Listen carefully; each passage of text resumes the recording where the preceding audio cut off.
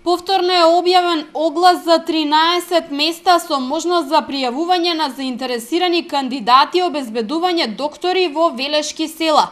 Меѓу нив селата Иванковци, Богомила, Бузалково, со обврска за покривање пункт во село Извор, рече министерот Тодоров, кој потенцира во втората половина или најдоцна до крајот на овој месец ќе започнат со работа и првите амбуланти во руралните средини.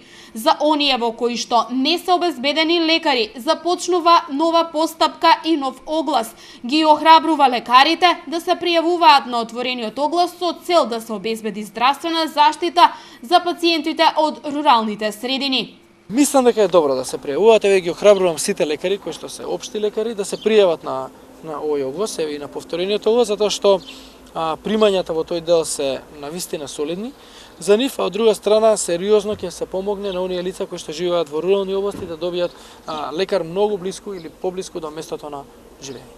За секоја ново отворена рурална ординација по општа медицина согласно огласот се склучува договор за Фондот за здравствено осигурување. Ординацијата ќе добива зголемен износ на капитација и тоа најмногу до 90.000 и најмалку 60.000 денари месечно.